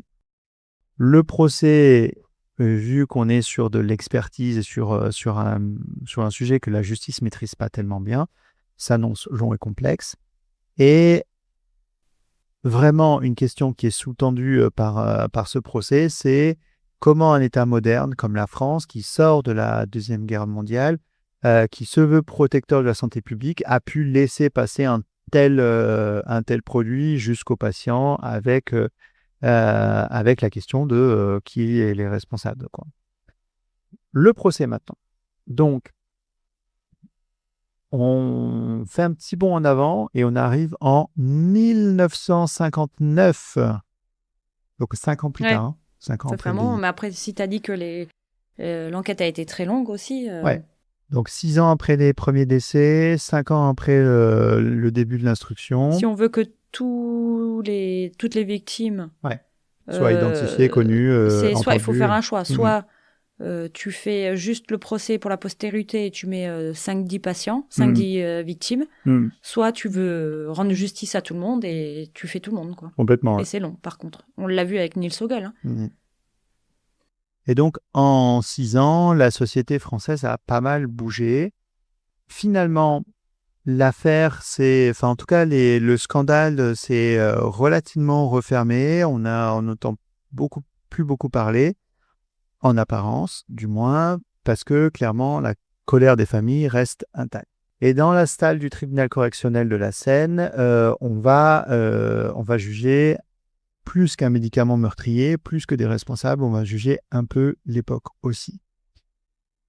Le procès va s'ouvrir avec 15 prévenus. Donc, en tête, Georges Feuillet, le pharmacien inventeur, Georges Kourilski, le chimiste concepteur, les dirigeants du laboratoire Mougin, donc chargés de la fabrication, et des collaborateurs techniques. Et Mougenot, que j'ai oublié. J'allais te demander. Tous sont poursuivis pour homicide et blessures involontaires, ainsi que pour tromperie sur la marchandise. Et autour d'eux, la salle est pleine. Il y a des journalistes, des médecins, les familles des victimes, des étudiants en pharmacie venus assister à ce qui va être décrit comme le premier grand procès pharmaceutique français, ce qui est vrai, objectivement. C'est surtout pour ça qu'on le traite dans Medicine City. Et le président du tribunal va sortir quelques punchlines bien placées. En particulier, il va résumer la situation par une phrase glaçante. Ce médicament, censé soigner des hommes, en a tué plus d'une centaine. Nous devons comprendre comment la science a pu devenir imprudence. Ouais, ils avaient le sens de la formule à l'époque. C'est pas une punchline d'aujourd'hui. C'est ça. À la barre, pendant plusieurs jours, les experts médicaux vont défiler. On va avoir des toxicologues, des chimistes, des professeurs en médecine. Ils vont tenter de traduire dans un langage juridique des termes techniques et médicaux. Hein. Et ils vont expliquer surtout comment le stannous diéthylmalénylate, donc la molécule du stalinon, peut-être est devenu un poison systémique, en réexpliquant ce qu'on a expliqué un petit peu au-dessus pour ça. Les débats vont révéler un enchaînement d'erreurs et d'aveuglements, en particulier, comme je disais, aucun test de toxicité, de stabilité, aucune vérification des lots, aucune validation par un organisme indépendant, public ou non. Feuillet qui maintient avoir agi avec, je cite, les meilleures intentions. Kurilski, le chimiste qui dit avoir, je cite, travaillé dans le cadre normal de la recherche. Et les laboratoires Mougin et tous leurs représentants qui disent avoir respecté, je cite, les usages de l'époque. Eh ben. Donc, on travaille avec les meilleures intentions, dans le cadre normal de la recherche, en respectant les usages de l'époque, et tout va bien. Donc, tout est pardonné. Bien entendu, la défense s'appuie sur un argument central. Aucune loi n'interdit ce qu'ils ont fait. Bah oui, Ça paraît évident. Ce qui est vrai. Et c'est vrai qu'en 1953, la notion d'autorisation sur le marché n'était pas appliquée, même si elle était édictée par la loi de 41 du régime de Vichy, et les tests précliniques n'étaient pas exigés. Selon la défense, c'est pas eux qui ont commis une faute morale, c'est pas eux qui ont commis un délit. C'est la France qui n'a pas fait son job, tout simplement. Autant te dire que pour les familles, les justifications sont complètement insupportables. Et que des veuves et des parents se succèdent à la barre pour raconter la mort lente et douloureuse de leurs proches. En plus, ça a tellement dû être difficile et pour les patients et pour les familles qui voyaient ça. Oh, une horreur, quoi. J'ai vu la transcription du témoignage d'une mère qui évoque l'agonie suite à la paralysie progressive de son fils de 20 ans, qui a duré quelques semaines. Ouais, c'est horrible, quoi. C'est un projet qui est quand même assez chargé en émotions, notamment à cause du nombre de victimes et à cause des descriptions qui sont pour le coup assez graphiques et assez cliniques de ces agonies un peu lentes de gens qui étaient qui n'avaient pas d'une maladie particulière et aucune raison de mourir, quoi. Au centre du procès, Feuillet, il va se présenter comme un homme accablé. C'est lui la victime. Il se dit convaincu d'avoir été trahi par la science et il va dire « Je voulais guérir, pas tuer. J'ai cru à mon produit. Si c'était à refaire, je le referais autrement. » Bah après, ça, j'en suis sûre, qu'il était bien intentionné à la base, quoi. Complètement. Mais il faut savoir reconnaître quand c'est un échec, quoi. Là, plus d'une centaine de morts à un moment donné. C'est ça. Kurilski, lui, va être plus froid. Il rappelle qu'il n'a jamais touché un centime sur la vente du médicament et il va revendiquer son statut de chercheur indépendant. Je n'étais ni fabricant, ni distributeur. J'ai seulement créé une molécule selon les connaissances du moment. Bon. Ça aussi, c'est limite comme argument. En gros, c'est un scientifique pur. Surtout qu'il savait que c'était pour un médicament. Voilà. Et donc, les laboratoires Mougin, les dirigeants, vont minimiser leur rôle et affirmer qu'ils ont juste suivi les consignes et que c'était des opérateurs. Encore des arguments qui passent pas, je trouve. Au niveau, donc on avance et on arrive au verdict après plusieurs semaines de débat. Finalement, le tribunal va surprendre par la décision qui est relativement équilibrée. Georges Feuillet va être reconnu coupable, mais coupable d'imprudence. Il va être condamné à 4 ans de prison, dont une partie avec sursis. Okay. Kurilski va recevoir une peine symbolique avec sursis, même s'il ne va pas avoir de prison, au motif qu'il n'avait pas de pouvoir de mise sur le marché. Les laboratoires Mougin vont écoper d'une amende et d'une interdiction temporaire d'activité. Et Mougenot, le responsable des essais cliniques, va être blanchi, faute de preuves et de faute directe. Ouais, pour le dernier, je sais pas. Enfin, je veux dire... il a constaté... Ouais, mais il a constaté sur 2 jours. Oui, mais en fait, l'atteinte hépatique, on est d'accord. Quand tu prends du paracétamol à haute dose, tu as l'atteinte hépatique qui est ultra rapide, on est OK. Mais à un moment donné, quand même, c'est un peu just, je trouve, quoi. Enfin, s'il l'a pris le soir et qu'il est sorti le lendemain matin, oui, il n'y a pas eu de... En fait, ce qui manquait à ce moment-là, mais qui n'était pas du tout, qui arrivera plus tard, quand on met sur le marché un produit, on fait des tests, plusieurs phases. Au départ, des tests sur in vitro, ensuite on passe sur des modèles vivants, souvent des modèles animaux, puis après sur des volontaires sains pour voir la tolérance, puis après sur des volontaires malades pour voir un peu la dose qu'on peut appliquer. Et une fois qu'on a suffisamment de données, à ce moment-là, on peut commencer à passer en population générale. Et en population générale, on fait un essai où on a un groupe témoin, un groupe exposé. Et une fois qu'on a ces données un peu plus consolidées, là, on passe à la vraie population générale et à la diffusion.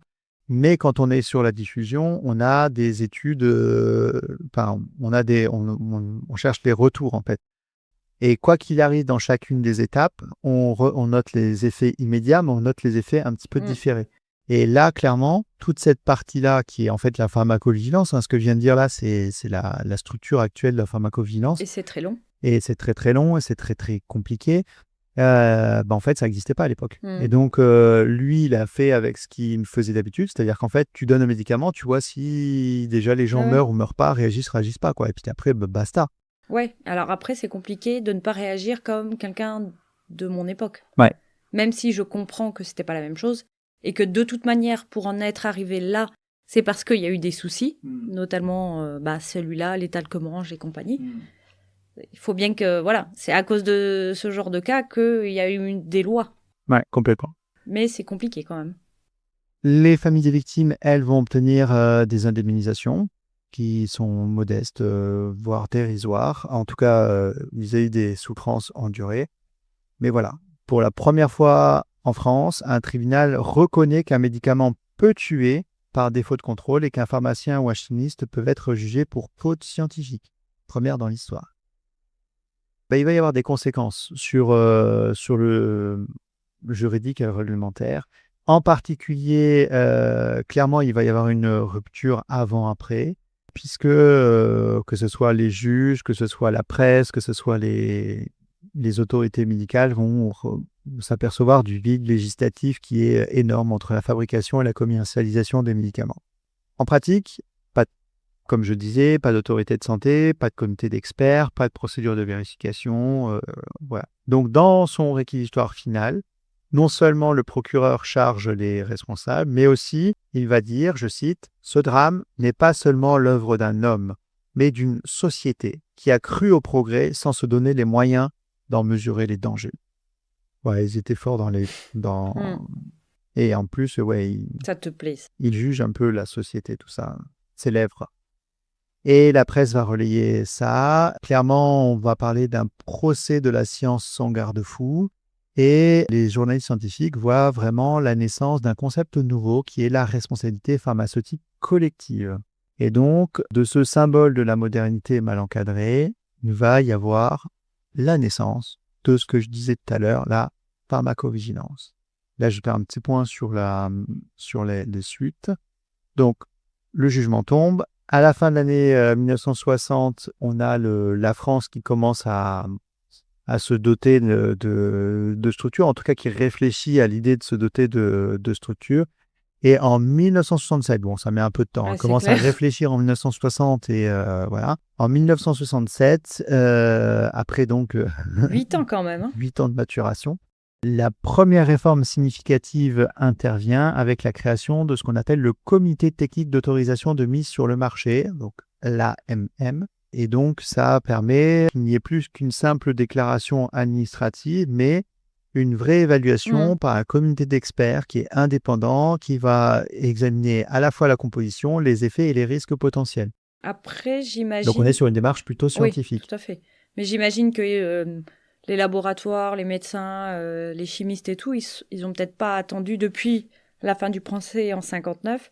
Ils n'ont peut-être pas dû attendre cette évolution judiciaire, pour commencer à faire d'eux-mêmes des choses, non ? C'est pas si évident que ça. En tout cas, il y a eu des Ça a été un lanceur d'alerte, donc est-ce qu'il y a Oui, potentiellement un des gens qui... peu, mais je te rappelle que le talcum orange, c'était dans les années 70. Oui, Donc, et qu'à l'époque, vraiment, c'était aussi un petit peu le... mais ils sont pas tous méchants quand Non, même. non, non, non, je pense qu'il y a certains qui... En tout cas, ça a permis d'être vigilant, le comité technique d'autorisation mise sur le marché, en particulier quand on parlera de la thalidomide. On verra qu'il y a une grande différence entre ce qui s'est passé en France et ce qui s'est passé en Allemagne, notamment parce que le comité technique d'autorisation mise sur le marché a beaucoup plus rapidement réagi en France qu'en Allemagne. Ouais. Ils ont laissé passer la thalidomide, il n'y a pas de souci, mais ils ont réagi beaucoup, beaucoup plus vite. Ce Bon, qui en est tout cas, formidable, c'est qu'on se rend compte que du coup, il n'y a pas qu'en France et que c'est partout dans le monde où... ouais. En tout cas, donc à partir de 67, l'AMM devient un sésame réglementaire, vraiment, et on entre dans cette nouvelle ère pharmaceutique. Mais tout ça reste encore très fragile, il y a peu de moyens, les procédures sont longues, les analyses sont basées sur souvent les seules données fournies par les fabricants. Là, on retombe vraiment sur ce qu'on a pu dire sur l'affaire du talcum orange. En 72, donc 5 ans plus tard encore, il y a un autre tournant qui intervient avec la loi sur la sécurité du médicament qui est adoptée. Et donc là, pour la première fois, la législation va imposer la réalisation d'études précliniques et cliniques obligatoires avant toute mise sur le marché. Et donc, chaque substance va désormais être testée sur l'animal afin d'en évaluer la toxicité aiguë et chronique. 72. Et ensuite seulement sur l'être humain dans des conditions strictement encadrées. La loi crée des mécanismes de surveillance post-commercialisation. Et là, quand j'ai décrit tout à l'heure les mécanismes actuels de pharmacovigilance, on est sur la naissance de la pharmacovigilance. Donc 1972. Bon, les premiers morts sont en 53, mais bon, voilà, il a fallu attendre 20 ans, quoi. Et dans les débats parlementaires, les députés clairement citent l'affaire du Stalinon comme étant la référence à ne plus jamais voir, quoi. Et donc, dans cette loi-là, permet de poser une idée assez neuve qui est que la santé publique devient une affaire d'État. Et que ce n'est plus la bonne foi simple du chercheur qui va protéger le malade, mais plutôt le cadre réglementaire et légal. De 75 à 93, maintenant, on voit apparaître et émerger et se renforcer le concept de pharmacovigilance, en particulier dans les années 70-80. Et donc, cette discipline va consister à recueillir, à analyser, centraliser les effets indésirables des médicaments en circulation. Et donc, les médecins, les pharmaciens, les hôpitaux doivent désormais signaler toute réaction inattendue pour identifier au plus tôt des toxicités cachées. Donc en fait, ils le faisaient avant, ils l'ont fait pour Staminon, ils l'ont fait pour Morange, et on se rappelle comment ça a été compliqué pour Morange, et que s'il n'y avait pas eu un gars qui était copain avec le ministre, et que là, si ça s'était pas passé, dans un hôpital militaire parisien, probablement qu'on n'en serait pas là, quoi. Bref, donc là, tous les médecins, les hôpitaux, les pharmaciens doivent signaler, faire remonter. Et en 75, la France va créer le réseau national des centres régionaux de pharmacovigilance qui vont être chargés d'alerter les autorités sanitaires, donc de collecter l'information et de faire monter aux autorités sanitaires. Donc c'est vraiment le nœud du système. Et donc, peu à peu, le pays va avoir une vraie administration du médicament. En 93, maintenant, on avance encore. En 93, on a l'agence du médicament. Et la mission de l'agence va être de garantir plus que jamais que les produits soient sûrs, en tout cas ceux qui sont mis sur le marché, soient sûrs et évalués scientifiquement et rigoureusement. La conséquence pratique, la fin des pilules miracles et des charlatans qui peuvent vendre la pilule qu'ils ont inventée dans leur garage et ça existe encore un petit peu, notamment avec avec les thérapeutes dits alternatifs qui te vendent tout un tas de trucs. Mais en tout cas, ça n'a pas le statut de médicament. Et ce qui a le statut de médicament en dehors de l'homéopathie en France actuellement, qui est vraiment une des plus grandes fraudes, ça on en parlera à un autre moment. Globalement, on est sur des choses qui ont passé les AMM. Je rappelle que l'homéopathie a une AMM particulière, dérogatoire, et bon, on en parlera dans un autre moment. Mais c'est un scandale. Bref, on est sur la fin de ces pilules miracles-là, ces allégations particulières. Ce qu'on peut dire aujourd'hui, c'est que pour moi, Stalinon reste quand même un petit repère dans la mémoire collective de la santé publique française, que ça a vraiment servi de catalyseur à la structuration du cadre législatif. Ça n'a pas cessé d'enrichir qui n'a pas cessé de s'enrichir en fait depuis tout ça. Que maintenant on a des comités d'éthique, on a des essais cliniques qui sont randomisés, on a les traçabilités de l'eau, on a les certifications des laboratoires, on a des contrôles qualité, on a donc toutes les étapes de la pharmacovigilance que j'ai citées plus loin. Et ce drame a vraiment aidé à transformer l'industrie de la confiance en industrie de la preuve et a vraiment fait mûrir, alors au prix d'une centaine de morts, on est d'accord, et 200 autres victimes, mais a permis de faire mûrir un petit peu le cadre industriel. Et donc, c'est ce qu'on peut conclure dans cette histoire. Le médicament, c'est pas qu'une promesse, c'est aussi une responsabilité. Mais je t'ai promis tout à l'heure de parler un petit peu de la fraude. Parce que quand on lit un petit peu les documents sur Stalinon, on voit quand même, il y a quand même un doute qui plane sur le fait qu'il n'y a pas des pratiques frauduleuses dans tout ça. Et en particulier dans les articles de l'époque. Ça a été souvent évoqué, soit une fraude, soit une escroquerie. Voilà. Donc je voulais en faire un point un peu particulier, d'autant que on sort du dernier sujet qui était le scandale des prothèses PIP, où il y avait vraiment une vraie fraude réelle, consciente, etc. Bon. Et comme la santé est très... Ouais, c'est le genre de crime qu'on aime bien étudier dans la cité médicale humaine et qu'on étudie volontiers dans médecine. Oui, non, mais ce que je veux dire, c'est que la santé, ça va bien avec la fraude, quoi. C'est ça. D'un point de vue pénal, au sens pénal classique, il n'y a pas eu de fraude dans le dossier Stalinon. En tout cas, ça n'a pas été reconnu comme tel. Il n'y a pas eu de crime intentionnel de fraude. Ça a été un chaos organisé. Il y a eu de l'imprudence, énormément. Il y a eu de la dissimulation, oui. Il y a eu des maladresses, des dossiers qui ont été égarés, etc. Probablement plus par un côté brouillon, mal organisé, etc. Mais pas un côté frauduleux, escroc, quoi. Bon, voilà les faits que j'ai pu retracer et établir. Au niveau commercial, il n'y a pas de fraude commerciale préméditée. Le tribunal de la Seine, dans son jugement de 1960, a clairement établi qu'aucun des protagonistes n'avait cherché délibérément à empoisonner. Ni Feuillet, le pharmacien, ni Koelski, le chimiste, ni les laboratoires Mougin n'ont eu l'intention de tromper sur la nature toxique du produit. Bon. Donc, le Stalinon n'a pas été conçu comme une fraude commerciale comparable à celle des médicaments miracles falsifiés, prelatés, etc. Voilà. Donc, il a été fabriqué dans les formes légales de l'époque, mais sans contrôle. Bon, ça, c'est... On n'en revient pas. Au niveau de la fabrication, est-ce qu'il y a eu une fraude dans la fabrication ? Comme je disais un peu plus tôt et comme tu l'as relevé, il y a eu des irrégularités graves dans la fabrication. Ce que le jugement et les perquisitions ont montré, c'est que oui, il y a eu des anomalies importantes. Oui, il y a eu des différences, différences entre les lots expérimentaux et les lots commerciaux. Oui, les échantillons testés par Mougenot et ceux qui étaient vendus dans le public n'étaient pas les mêmes.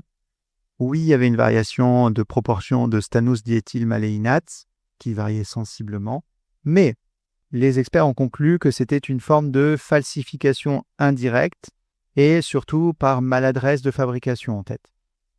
En particulier parce qu'il n'y avait pas de contrôle de pureté et de stabilité et que, en fait, les variations pouvaient s'expliquer au fait que, globalement, le laboratoire ne savait pas correctement fabriquer le produit et qu'il faisait un peu n'importe quoi. Concernant les documents techniques falsifiés ou absents, là, en fait, ils ont vu des choses qui étaient incohérentes au niveau des dates, des signatures.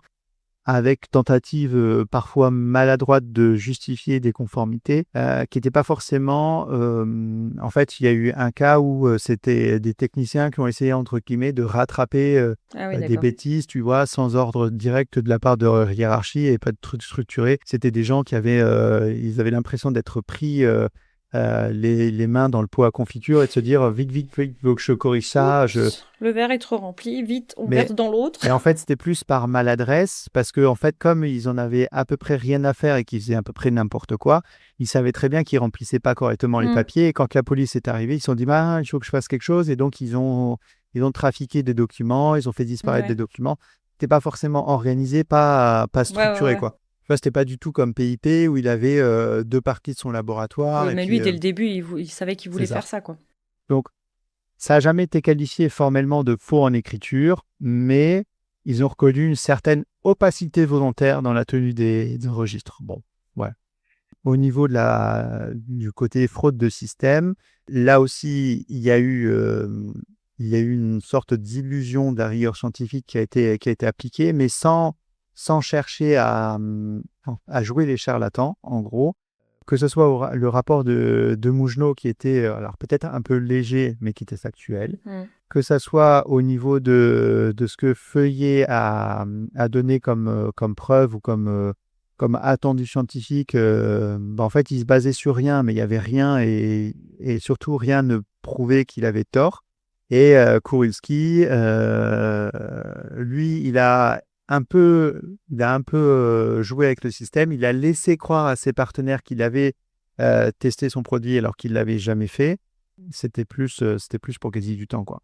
Donc, globalement, le tribunal a estimé que le Stalinon n'était pas une fraude isolée, mais que c'était le produit d'une culture scientifique permissible où la précipitation commerciale tenait lieu de validation. Donc, en gros, il fallait sortir rapidement.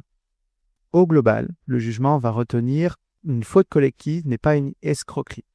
Voilà, il n'y a eu point d'escroquerie, mais un concours d'imprudence, d'ignorance et de confusion ayant produit l'effet d'une fraude. Donc en fait, voilà, c'est pour ça que le mot escroquerie sort souvent dans les articles de Ouais, l'époque. mais Mais en c'en est fait, pas. le tribunal a dû détricoter un petit peu tout ça Parce et que au final ne retient pas ni escroquerie ni fraude organisée.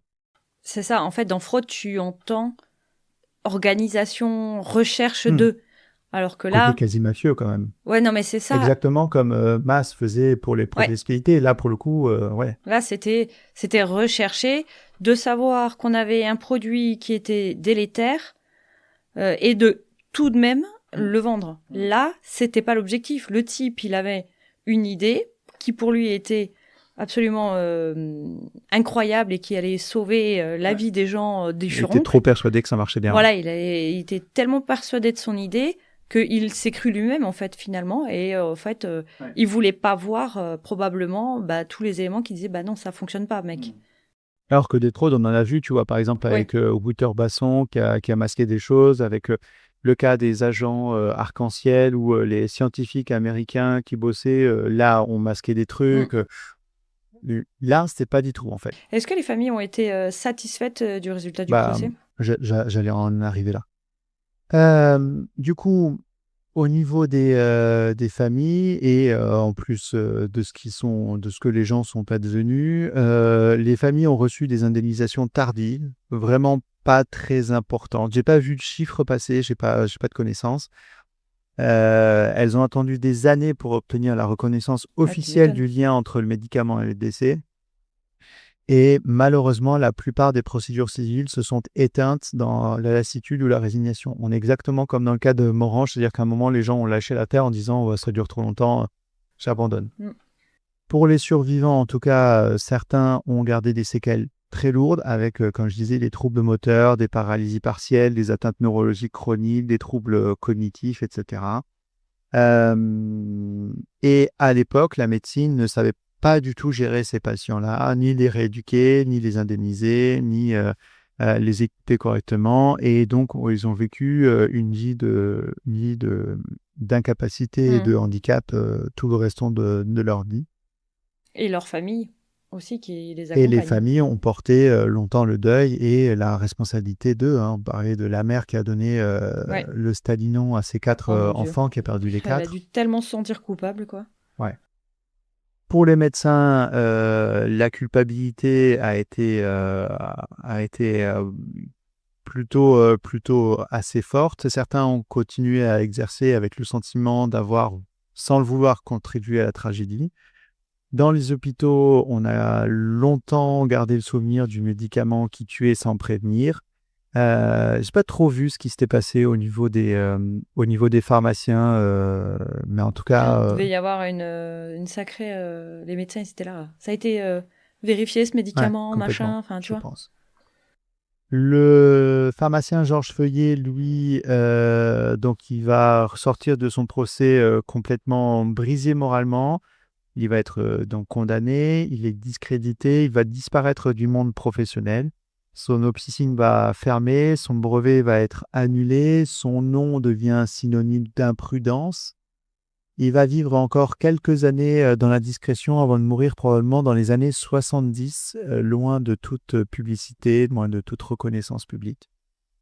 Et les rares mentions que j'ai retrouvées dans la presse vont le décrire comme un homme qui était accablé, mais persuadé jusqu'au bout d'avoir agi de bonne foi. Donc, il s'est rendu compte de ce qu'il avait fait, alors. Ouais. Enfin, en tout cas, après sa condamnation, je Ouais. pense que quelques années de prison, ça t'aide à réfléchir. Georges Kourinski, lui, le chimiste et inventeur, va quitter la recherche médicale scientifique. Son nom va être très lourd à porter, trop associé à l'affaire, et il va être persona non grata dans les milieux universitaires. Il va se réorienter dans les années suivantes vers la recherche privée, en particulier domaine éloigné de la pharmacologie, et il ne publiera plus jamais aucun article scientifique. Donc en fait, il va devenir une sorte de technicien pour les laboratoires privés, complètement hors du jeu. Les laboratoires Mougin qui avaient fabriqué le produit vont fermer leurs portes quelques années après le procès. Donc, disons, pendant le procès, étaient condamnés à une amende et fermés temporairement, mais en fait, ils ne s'en remettront pas. La réputation complètement ruinée, la licence de production va être suspendue, puis en fait, ils ne vont jamais vraiment reprendre. La faillite va représenter la fin de cette génération de petites structures pharmaceutiques qui vont être remplacées petit à petit par des groupes plus puissants, mais beaucoup plus surveillés. On va commencer, alors on est loin des majors pharmaceutiques comme on a aujourd'hui, mais voilà. Et le docteur Mougenot, médecin militaire qui avait validé les essais cliniques, il va poursuivre sa carrière au sein du service de santé des armées, mais avec un regard relativement méfiant. Et lui ne participera plus jamais à des évaluations comme de médicaments. J'imagine qu'il voulait plus de lui-même, déjà, de base. Bon, oui, je pense, oui. Et donc, voilà comment ont évolué les principaux protagonistes après le procès. Donc, ils ont petit à petit disparu du paysage scientifique et professionnel de tout ça. Donc, voilà ce que je voulais en dire sur le Staline. Et l'État, il a reconnu son échec? En créant les lois qui Oui. ont... Ouais. Oui, mais est-ce qu'il y a une lettre qui disait Non, je reconnais officiellement, tu sais, comme on reconnaît non. qu'on a été, qu'on a tué des gens en Algérie, ou tu vois, des choses comme ça, quoi. Enfin, Non, reconnaissance. pas pour là. Ils ont reconnu le manquement de législation, ils ont fait les lois, 20 ans et fermes. Ils l'ont fait et c'est tout, quoi. Voilà. Donc, c'est ce que je voulais dire sur ce sujet complètement oublié du grand public et qui a fondé pourtant une grande partie de notre sécurité pharmaceutique actuelle. Pour moi, il a été assez passionnant à investiguer. Et encore une fois, on découvre qu'un crime médical et pharmaceutique a des conséquences industrielles en termes de victimes, que ce soit morte ou blessée. Et c'est malheureusement le lot commun de beaucoup de nos histoires. Et on compte les victimes là, en l'occurrence, 102 morts pour celle-là. Même si c'est moins graphique qu'un tueur en série qui trucide les gens avec un couteau, je ne sais pas. Mais en tout Mais il n'y a pas tout cas, le temps besoin d'un côté graphique. Des fois, c'est ce que tu disais, les parents qui parlaient de leur enfant qui avait... Enfin, c'était hyper graphique, manifestement. Donc, c'est ça. bon. D'ailleurs, si vous souhaitez aller un peu plus loin, je vous conseille le livre de Clément Cagliari intitulé Retrait du marché, qui a été publié en 2010 chez Gallimard, et est une fiction romanesque dont je vous lis le petit résumé. France, années 50. Louis Desmurs est ingénieur dans l'industrie pharmaceutique. À l'image du général de Gaulle, son obsession, il se voit comme un sauveur. La chance veut qu'il mette au point un antibiotique fabuleux, une panacée presque universelle. Hélas, le médicament miracle, produit à grande échelle et prescrit par les médecins aux 4 coins du pays, a des effets secondaires catastrophiques. Près de 200 morts, des malformations en pagaille, des rescapés grièvement atteints qui s'associent pour comprendre les raisons du désastre. Les murs doivent fuir en Algérie. En transe, la justice l'attend de pied ferme. Clément Cagliari donne sur un sujet inattendu, il s'attire au sens corrosif qui nous entraîne au centre d'un kaléidoscope dont nous sommes les heureux spectateurs. Une préfiguration romanesque et documentée des grands scandales qui touchent les entreprises aujourd'hui. Donc ça, c'était la petite référence culturelle et une histoire qui entre en particulière résonance avec notre cas du jour, forcément. Sinon, je dois saluer également l'ami Soline Roy, journaliste au Figaro, qui a traité ce sujet en 2021.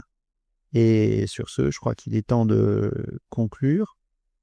Je vous remercie de nous avoir écoutés. Je félicite sincèrement tous ceux qui sont parvenus jusqu'ici de nous supporter tout ce temps. Merci pour vos retours, merci pour vos écoutes de nos épisodes. Abonnez-vous sur nos plateformes. Nous sommes sur Spotify, Apple Podcast, Deezer, Ocha, toutes les autres. N'hésitez pas à nous laisser des messages et des commentaires, un max d'étoiles, de pouces, tout ce que vous voulez. Et suivez-nous sur les réseaux sociaux. Nous sommes sur Facebook, la communauté de Medicines City et Medicines City Podcast. Sur Instagram, nous sommes Medicines City Podcast, Falsitar Medicine City et Blue Nurse Medicine City. TikTok, on a dit qu'on oubliait. Partagez, likez, commentez. Sentez-vous libre de nous faire des retours. Et pour le prochain épisode, Blue Nurse, tu veux me faire un teaser ? Oui, alors sauf si je change d'avis entre-temps, comme ça a été le cas pour toi.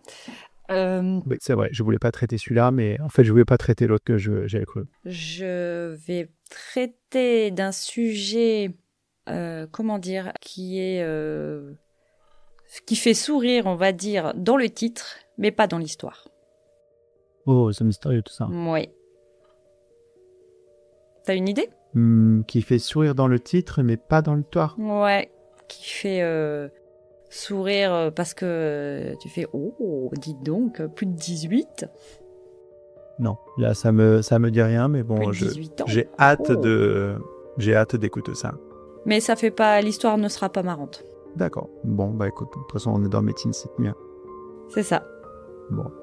Eh ben, écoutez, merci à tous et restez à l'écoute des pulsations qui montent depuis les ruelles sombres de la ville.